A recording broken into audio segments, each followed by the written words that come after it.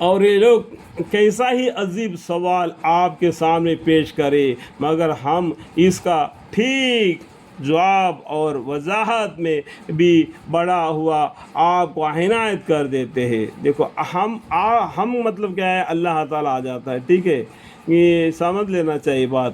اور یہ لوگ کیسا ہی عجیب سوال آپ کے سامنے پیش کرے مگر ہم، دیکھو اللہ تعالیٰ اس کا ٹھیک جواب اور وضاحت میں بھی بڑا ہوا آپ کو عنایت کر دیتے ہیں۔ یہ وہ لوگ ہیں جو اپنے منہوں کے بل جہنم کی طرف لے جائیں گے۔ اللہم اغفر۔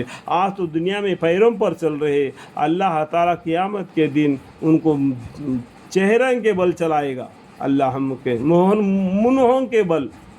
وہ اللہ کی قدرت ہے، کس طریقے سے چلاتے ہیں کیا ہے وہ ہم کچھ بول نہیں سکتے، کیونکہ ان اللہ علی کل شیء قدیر ہے۔ یہ وہ لوگ ہیں جو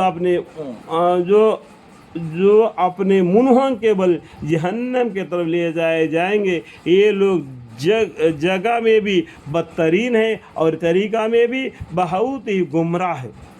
اور یہ تحقیق ہم نے موسیٰ علیہ السلام کو کتاب یعنی توریات دی تھی۔ دیکھو اللہ تعالیٰ نے موسیٰ علیہ السلام کو کتاب یعنی توریات دی تھی، اور ہم نے ان کے ساتھ ان کے بھائی ہارون علیہ السلام کو ان کے معین بنایا تھا۔ دیکھو ہم کا مطلب آتا ہے، دیکھو یہاں پر وہ اللہ تعالیٰ کو سمجھ لیں، ٹھیک ہے۔ اللہ تعالیٰ نے ان کے ساتھ ان کے بھائی ہارون علیہ السلام کو ان کے معین بنایا تھا، مددگار بنا دیا کہ دونوں مل کر اور فرعون کو ڈراؤ، دونوں کو پیغمبری بنا دیا، اور موسیٰ علیہ السلام کو رسول بھی بنا دیا۔ پھر ہم نے دونوں کو حکم دیا کہ اللہ تعالیٰ نے دونوں کو حکم دیا کہ دونوں آدمی ان لوگوں کے پاس جاؤ جنہوں نے ہماری توحید، ایک اللہ کی عبادت کرنا کو چھوڑ کر یہ فرعون اپنے آپ کو خدا ہی ثابت کرتا ہے، لوگوں سے عبادت کروا لیتا ہے۔ تو یہ غلط بات ہے نا۔ اللہ وحدہ لا شریک ہے، اس کو کبھی موت نہیں آتی، اس کو کبھی تھکان نہیں ہو جاتی۔ آیت الکرسی پڑھو تو معلوم پڑ جائے گا۔ تو یہ اللہ کو چھوڑ کر یہ کیا بولتا ہے کہ فرعون اپنے آپ کو خدا کی دعویٰ یہ کرتا ہے کہ لوگوں سے عبادت کروا لیتا ہے، تو ان کو ڈراؤ، توحید کی دلیل کو جھٹلایا ہے۔